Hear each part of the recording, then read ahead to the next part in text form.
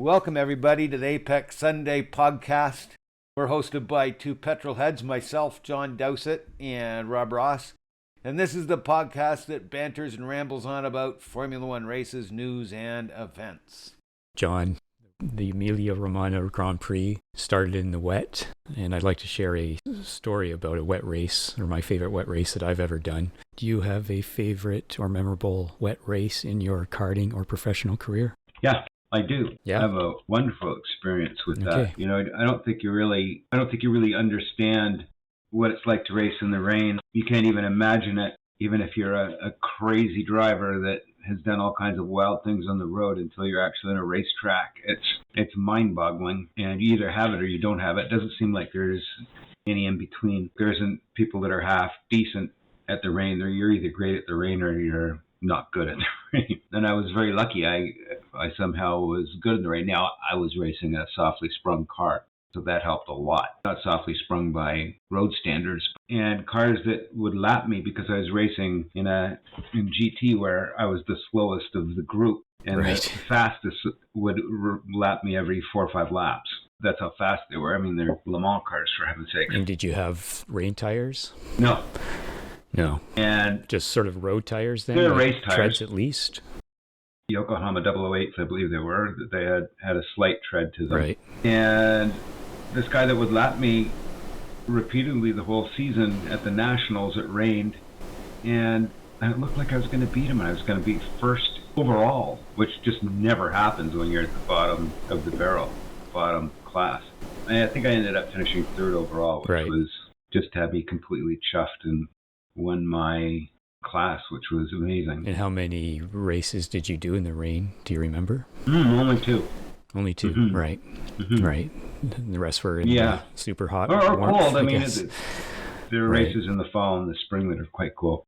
But my favorite race is probably the 89 Australian Grand Prix. And that might be one of my favorite races of all time, period. If you ever got a chance to watch it. 89, you said? Is that where Senna ran into the back of Brundle? No, I don't believe so. Okay. It's where Senna just hammered his way through the entire field. And just it was incredible. Well, back in the day, we would go to local go-kart tracks around southern Ontario and try them all out. So we went to one in Paris, Ontario, obviously, and not France. And do you know Paris, the city? Yes, home of Todd Brooker. Okay. So we arrive at the circuit, and to my youthful eyes at the time, I didn't see too much wrong with it, other than I knew they were terrible cars because they were go-karts with those big, huge rubber bodies put over the frames to look like formula cars, as they call them. Yes. And they had open face helmets. So I was not used to that. Usually we have closed face. So I thought, at this point, being the age I am now, I would arrive at this circuit and go, these guys are struggling. They're not doing too well. They're cheap carts, cheap helmets, and so forth. So we get on the circuit, and it was dry. And about 3 seconds later, the rain came down beyond all belief. It was just so strong and so hard. It was so hard that my face hurt. The drops hitting my face with the open face helmet physically hurt. And these were very slow carts, right? That's how hard the rain was. And they were so deep, they were sort of like bathtubs, that the rain would sort of gather up inside the cart on the straight. And as soon as you put the brakes on, a whole bunch of water would just fly out. And then sometimes you'd go around the corners and the water would fly out left to right. And of course, we were on slicks, so it was extremely slippery. And we were just sliding all over the place, hitting each other until we found the rhythm that we needed. However, when we came around the first lap, the guys that were running the circuit were waving us into the pits, saying, it's too dangerous, basically. We ignored them, of course, and we continued on. And we just had the greatest time. And the second lap that we came around, instead of waving us into the pits, they were cheering us on because they could see how much fun we were having and they were enjoying the show. And I don't remember who won. I don't remember who came in second, third, anything like that. I just remember the joy of the experience. It was just so much fun. It was the best fun I've ever had in karting on the worst track, and it was all because of the rain. So when this Grand Prix started in the rain, I immediately thought, well, Max and Lewis are probably going to go well. And basically that's kind of what happened, although it was kind of a mess, wasn't it? It was kind of a mess, and there was a lot of heat. There were a lot of people going off, a lot of people coming back on. I think that's the great equalizer, rain, and I was hoping that we would have a different finish, and we had a different finish. I mean, Lando just drove brilliantly. Like, he deserved his driver of the day title. I thought he was just wonderful. And it was kind of disappointing with 3 laps to go to see. The Mercedes is clearly a crazy car that he shouldn't have been penalized for what he did. I think that Lewis should have been penalized for his errors, and that just goes to show if you have a crazy fast car, there is no penalty for making errors, and you can live a little bit freer. Yeah, especially in Lewis's case, because I'm not sure what happened to Valtteri. Tires again, reportedly, so he didn't do too well at all. But I agree with you. The other thing is they get to unlap themselves after a red flag, so that helps tremendously as well. Yes. Mm-hmm. But before we go into the race and qualifying and so forth, is there any news that interests you? Offhand, for me, it's Canada in jeopardy. The Canadian Grand Prix looks to be cancelled again due to COVID. And the issue is the 14-day mandatory quarantine in Quebec that the drivers and the staff would have to adhere to, and they can't fit that into the schedule. So last year it didn't happen, and given that, we formerly lived in Canada, but now we live in Covidia, it may not happen at all. Where are we? We're at the end of April or mid-April. Race is usually in June. Yeah, I'm kind of skeptical. It's scheduled for June, and, will there be exclusions made for it? At the same time, I'm skeptical. I'm also thinking that's quite a big possibility because of the money involved, right? Yes. That said, is the money, it must be reduced quite a lot because there won't be an audience. There won't be people in the restaurants, in the hotels, and so forth. So, where is the money in this kind of situation? I'm not sure. It's all on TV rights, isn't it? It has to be, yeah. The question is now Quebec gets to foot the bill for it, and yeah, maybe it won't happen. Mm-hmm. You know what? It wouldn't be the end of the world if it didn't happen, right, as far as I'm concerned. I don't think it's a great track. I've never really liked that track much. The fans need it just to see that it's Canada, and we have 2 Canadian F1 drivers now, so it would be nice to have them here. But it's hard to say. The big shakeup for me is Saint-Jovite, the old Canadian Grand Prix track. And back in the 60s, they used to switch back and forth between Mosport and Saint-Jovite or Mont Tremblant. And it's owned by Larry Stroll, and he finally lost the battle in keeping it open. And it's up for sale. So that's why he's selling it now. I saw that. Yes. Selling the property, I guess, because it'll be converted to something else? It'll be a land development of some sort. Right. Because the local residents have finally won in court due to noise complaint, which is just, anyway, I think it's tragic. Is that where Gilles and his brother race there quite a lot? It's where all the Canadian greats have raced. All the Canadians, right, all of them, from Ron Fellows to Empringham to Paul Tracy to Scott Goodyear, Ludwig Heimrath, just goes on and on and on. All the great Canadians raced there. No coincidence that both of our F1 drivers are French Canadian, because when I got into F1, no one in Toronto and Ontario, other than a very few people, knew about it really until Jacques came around. But go to Quebec and F1's all over the place. So it's just more of their culture. Well, in Ontario, we had one of the best feeder systems ever, leading up right into the 80s. There was everything. There were multiple spec series. There was everything from Honda Civics to the Players GM series, which was Camaros and Firebirds, and Formula Ford and Formula Atlantic, and all of those fields were big and they were sponsored, and it created Ron Fellows and Paul Tracy and Scott Goodyear and others. Do you know Ron? I met him once at a motorsport store in a mall in Mississauga 30 years ago. And he was a very nice guy. He talked to me. Can't remember what we talked about, but I just remember walking away saying, that was a nice guy. And, he was willing to talk to a complete stranger. Yes, he's a wonderful, wonderful guy. I don't like to say that I know him, but I've talked to him a number of times, and I think he's just a great guy. Another thing that caught my eye was Ricardo. Crashes for promotion. He's not happy about Liberty using crashes to promote the sport. I know we've talked about this in the past. We hate it when they show Gilles' accident or, certain types of accidents. I do know, certainly accidents can be spectacular. I remember Andretti at Interlagos. That was... For some reason, I've never forgotten that crash. Patrese at Estoril, where he flipped over, and Minardi at Imola, where it was either Imola or Monza, where they flipped over. But generally, I think he was very upset with Grosjean's crash being played over and over and over again. And I have to agree with him. I don't think that's the right way to promote the sport. But at the same time, I'm not surprised because wrecks are something that the Americans like. I don't want to put down Americans, but IndyCar, NASCAR are built for crashes. Well, it's a culture. Are going to see it for crashes, and it's not just them.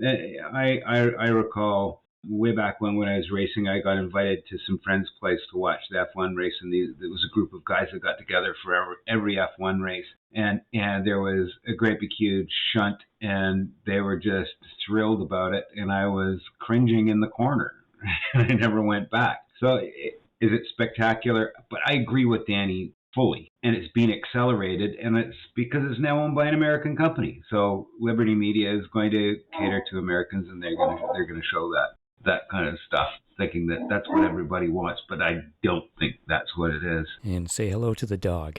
Big dog. There was also the Prince Philip funeral delayed qualifying, and there was a tribute to Fausto Grassini, who was a MotoGP team owner and former two-time 125cc champion in motorcycles, and he was born in Imola. I don't know anything about Prince Philip other than he's a royal. I saw him once with his wife when my uncle was doing security for him at Maple Leaf Gardens. I was a little kid, maybe 12, I guess, and he pointed out all the snipers on top of the buildings around them in case they had to take someone out. That's all I know about him. That's my only experience with Philip. Do you know anything about him? Yeah, but I don't really care. I mean, he was the consort, Queen's consort. I hear that, he was my kind of guy, and that he'd say what he thought was funny and didn't care whether it was politically correct or not. Those days are kind of gone now, but he hung on to that, and I guess he was able to hang on to it because he's so old and royalty. But yeah, and he designed a Land Rover to carry him, which is special for me because I have one.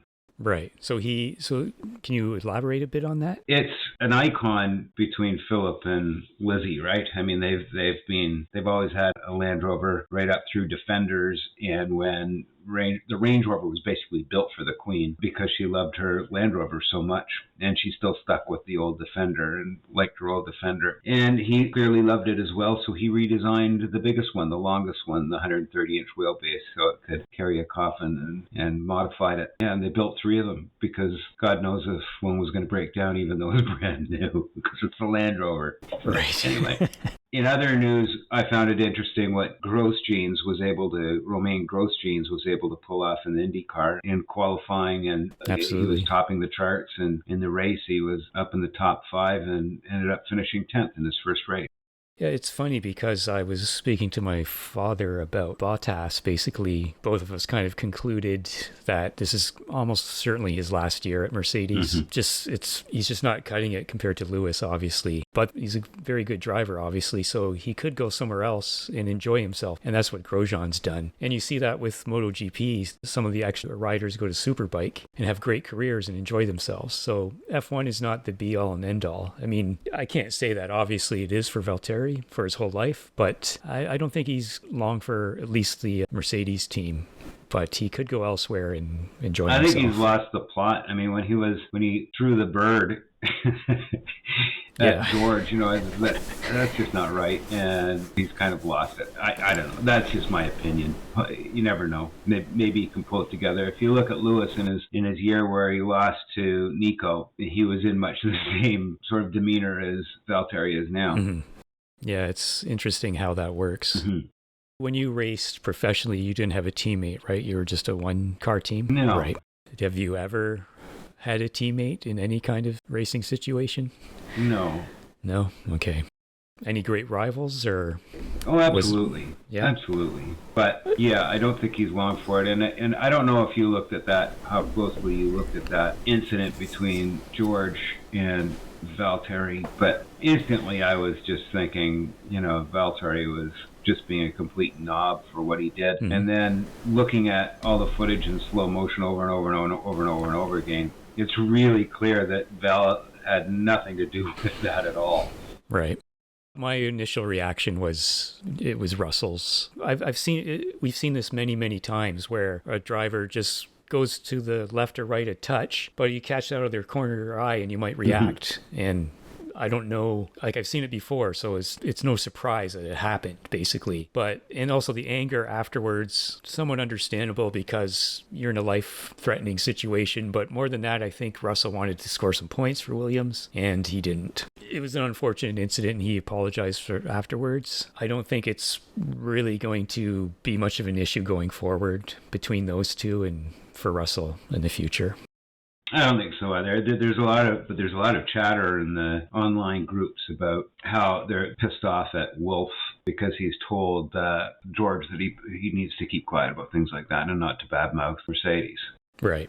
The final thing, Miami's getting a race next year. They got a 10-year deal starting next year at a purpose-built circuit around the Hard Rock Stadium where the Miami Dolphins play. So there'll be 2 races in the States. So I think they're going to hit their 25 races a year target pretty quickly.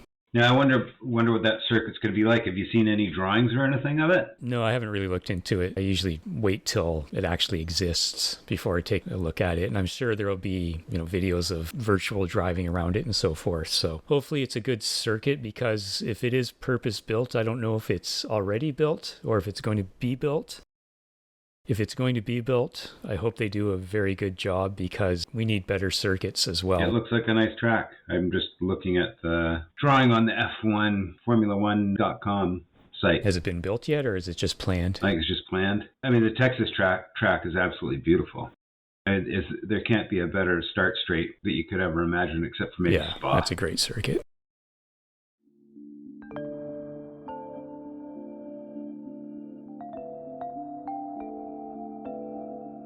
Qualifying was great. I mean, Lewis has the Gretzky of poles now, 99. That's a lot of poles. A lot of poles. Again, coming back down to how many times he's had a whack at it. And he's very lucky to have had the fastest car. If you scroll way back in the past, drivers used to flit about a lot more than they do now. And this is why Moss never won a championship, because he was never in the fastest car. I was very, very disappointed in the fact that Lando did not end up third on the grid. And I agree fully with the track limits, but I think the track limit should be all the way around the track. I don't think that they can pick corners and say, well, you're going to gain time if you run the curbs on 4.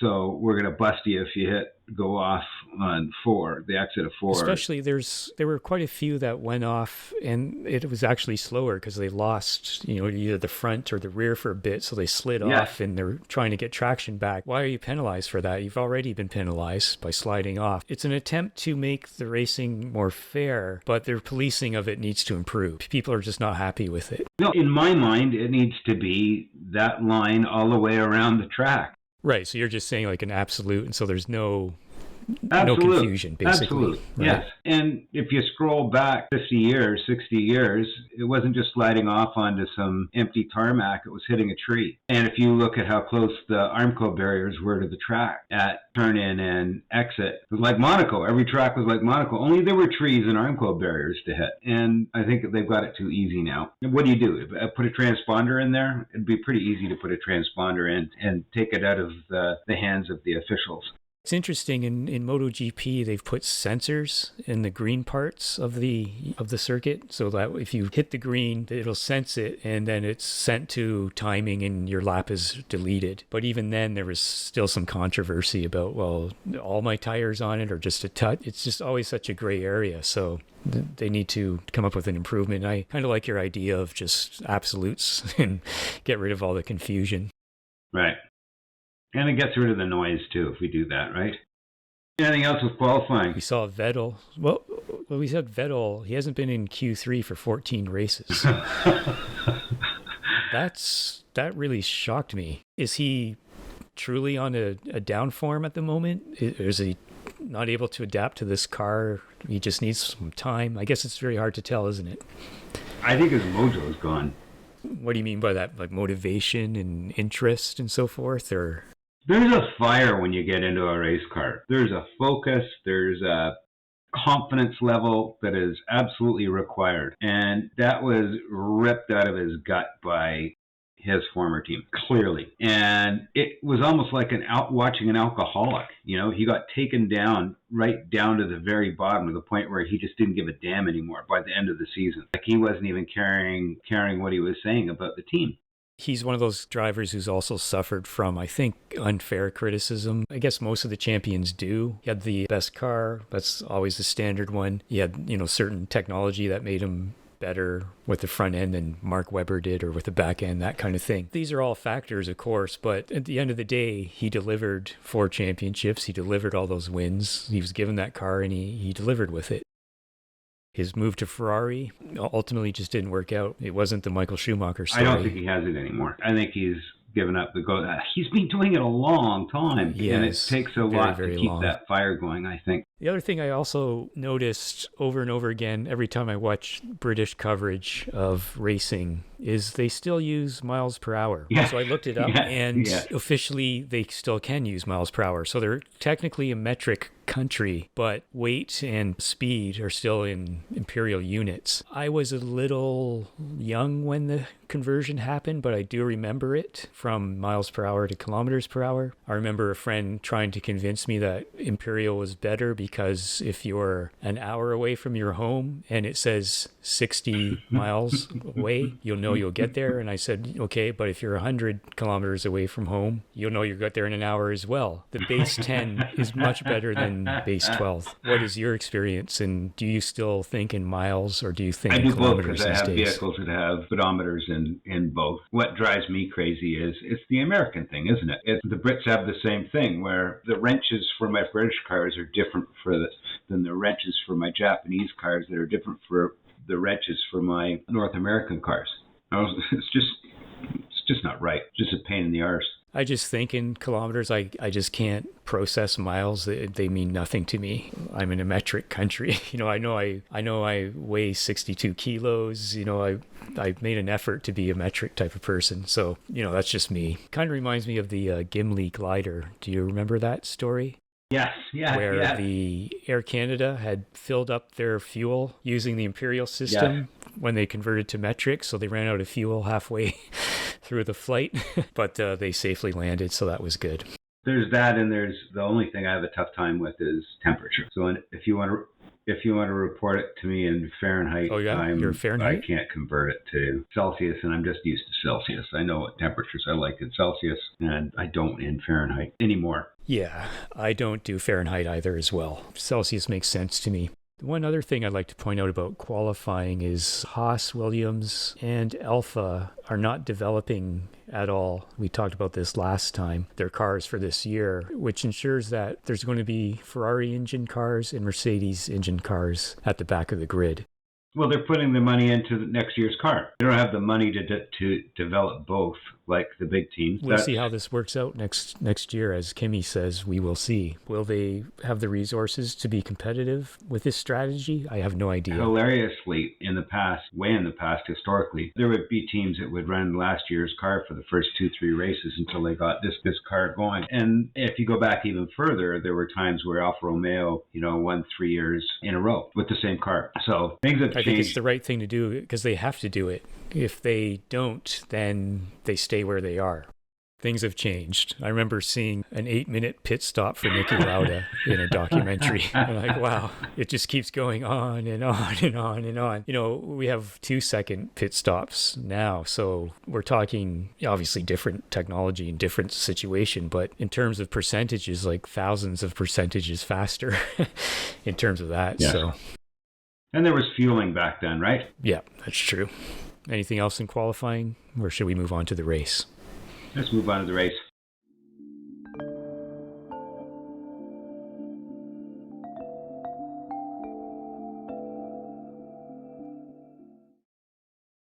Seb starts from pit lane. Did you know what that was about? I didn't hear anything other than it was a technical issue. Yeah, so let's start there with the coverage. Once again, terrible, terrible coverage. Technically, in terms of the video quality and all that, that's all great. But too many times we had Crofty and Brundle talking about a pass in the stack of the position stack at the side of the screen. Again, they've done this. Like, is this the new strategy or something? It's terrible. Like, show the passes full screen. Instead, we're seeing Lewis go around a corner by himself, and we see a pass in a small window. It makes no sense to me. The boys are not, I think they're just getting stale. I think the team is just stale. They've been there for so long, and it's the same people over and over and over again, and I think it's time to get some new blood in there. Yep, especially all the screaming, although this time not too much screaming, so that was good. I guess if it's less of a exciting race, we'll get less screaming. The other thing is Imola. Back last year, it stopped in 2006. I've always liked Imola. I've driven it virtually in racing car games, and it was always one of my favorite circuits in that regard. I haven't tried the new layout. What do you think of Imola, and are you happy to see it back? I'm happy to see it back. I love it. There was more than one person that was saying it's just too small and too narrow for today's wide cars, and I thought, no, it's a great track. The one thing it's got is the old school blind corners, and you don't get that perspective from the in-car footage that they show because the camera's too high up. You aren't seeing the driver's perspective, and if they could drop the camera down to the eye line of the driver, it would clear so many things up as to everything that goes on the track. And it's the blind corners that I just adore. Yeah, it's interesting that we've seen helmet technology, helmet cams occasionally where it's basically at eye level, but we just don't see that very much. I guess it's not very practical or something, I'm not sure. But that whole section that starts at Tosa all the way up the hill and to the start, I love that whole section. It's just wonderful. Wonderful to drive, that's for sure. I'm not sure what the drivers think. I didn't hear too much about it, but I'm happy that it's back. Another thing I noticed was Mick spinning while he was warming his tires. Safety car too slow, that's always being brought up. Do you think they should have sort of an open wheel safety car to go a certain speed? No, I don't think so. No, you know what? They're just whining. They're drivers. So you can't go full bore and you have to warm up your tires when the safety car pulls in. That's part of the race. That's part of what you're after. I have a problem with the whinging on that part. I think that there were more moments of that. I mean, even Max had a moment on the warm up lap where he got it sideways. Yeah, Leclerc spun on the formation lap. They had no practice in the wet for the weekend, so not too unexpected. Yeah. Well, no, these are professional drivers. They should have it figured out. I don't know. I wonder about the tires. I really do. I wonder if the engineers have spec'd everything to such small margins and expect the drivers to do absolutely everything they can to compensate. I just wonder if the tires are just terrible at a certain temperature in that condition, and I know they're the best drivers in the world, but how hard is it compared to tires of 20 years ago? I just have no idea. I do know that everything is data-driven these days and engineered to no end. I kind of give them a little bit of a pass because I personally can't judge that. And we hear about tires all the time. Bottas had trouble with tires, getting temperature into them. I just don't know. I agree that, they shouldn't be spinning all that much, but a spin here and there in these kind of situations, I don't think it's that bad. The simple fact of what happens with those tires is that if you compare it to driving your road car on dry pavement and driving it on gravel or driving it on wet pavement, or snow, it's a cold tire is like driving in the rain in a road car. And as soon as you get them up to temperature, it's like driving on dry pavement. It's that kind of a huge gain. But if you can't judge that as a race car driver, you don't belong in a race car. If you overheat your tires, you basically destroy them. So there's a fine line in there of taking care of your tires. And these guys have learned it for years and years. They did that when they were in Formula Ford, for heaven's sakes. They definitely did it in GP2, GP3, and go-karts. So why can't they do it now? What about in your racing experience? You've been tumbled, right? Yeah. Were you hit? Yes. What happened? Like, did you have to the bill and all that? You just had to pay for everything? And... Yeah. There's no insurance. There was no insurance on the racetrack. Were you injured or anything, or no? You were okay? No. It was a bit of a moment. I was left hanging upside down, and I could smell gasoline. That's not good. And I wanted to jump out of the car, and the marshals wouldn't let me. And then two marshals crawled into the car and basically cradled me out, which was incredible. And they did it very quickly. Marshals are incredible human beings. And they work for free, don't they? Yes. One of the things that I thought was very peculiar was Perez and his strange decision to pass during the safety car when he went off. It reminded me of your old classmate Scott Goodyear at Indianapolis when he passed. It was the actual safety car itself, right? And that allowed Villeneuve to win. What do you make of that? I mean, it's sort of like you were saying earlier, they should know better by now. I was really surprised that Red Bull didn't radio him and say, don't do that. Yeah, or get those places back. Get those places back, yeah. That was very bizarre to me. Did you know Scott, or he was just a classmate of yours? I sort of knew him. But I think that shocked me as well with Sergio. And that's why I thought of the Goodyear situation, because I remember that feeling, like immediately going, what's going on? What is he doing? This is not what you should be doing. I'm not saying that they're not intelligent people or something, but they missed something at the moment, didn't they? And we all do that, but the team did too. That really surprised me. They should have said, don't do that or get back. They are the B team. And going back to qualifying, and Perez, when we were watching qualifying, Max was not as fast as I thought he was going to be, and Perez was very close. And then they showed the replays of those laps, and Max had big error in the middle of his qualifying lap, and Perez didn't. So it just sort of goes back to confirm that there is an A team and a B team. I don't think Perez has the car that Max has. It was also interesting, kind of related with McLaren. Clearly, Norris made a request saying, I'm faster. Ricciardo moved over pretty quickly, and Norris was faster, so he didn't have to give the position back, and he went on to finish third. Do you think McLaren, they just need to give Ricciardo more time with that car, and he'll be up to speed? What did you think of that incident?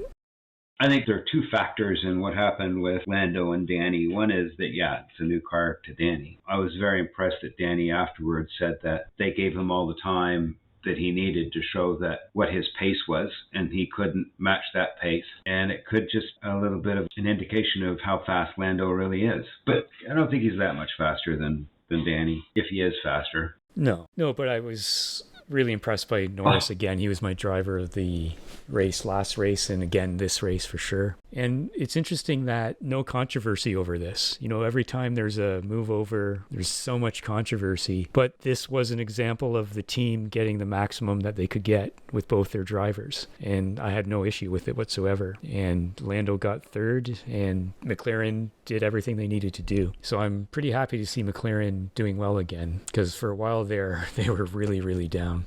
My favorite team. Oh, is it? Yeah. Oh, yeah. Mine was Williams. They're not really Williams anymore. Yeah. At the moment, do I have a favorite team? Probably not.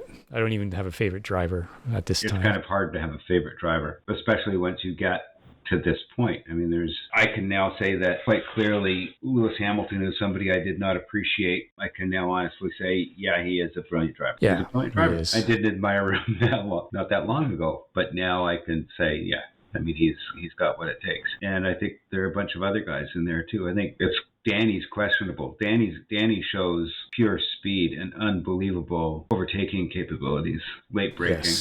Yes, he's really good at that. So I hope he, becomes one with the car, becomes comfortable with it as the season progresses. And also Max, after the race, he said to Martin that it's difficult to know when to switch to slicks. When you were racing, I guess there was no switching of tires in that kind of class, is there? Mm-hmm. No, they're all sprint races that I did, yeah. Who's your driver of the race? Lando, I guess? Yes, yeah. He was phenomenal. In an odd way, you can say that what Lewis did was pretty phenomenal too, in battling through the field the way he did. But Lando with soft tires at the end that should have been just completely fried to hold on to the end of the race. That's pretty amazing. And like I said earlier, we had Lewis coming through the field. Bottas didn't. I mean, by lap 23, he was 70 seconds behind the leader. That's just astounding. I do realize that, again, tires and the wet, and maybe they got the setup wrong and something, but if you don't get it right, you're gone. You just lose so much time. I've already discussed the Russell-Bottas crash. Anything else about that? It was pretty spectacular. And it made it even more spectacular with all of the bits of the signs all over the Typical track. rage moment, that's to be expected. I have a little bit of forgiveness for George because it's got to be very tough for him. I mean, he got in a fast car and then got relegated back to a slow car. Oh, definitely. And he did so well in the Mercedes. But the other thing about that was it was quite an accident, wasn't it? Like Valtteri in particular, he seemed clearly shaken. It could be a little bit of Manselitis with Val, a little bit of showmanship.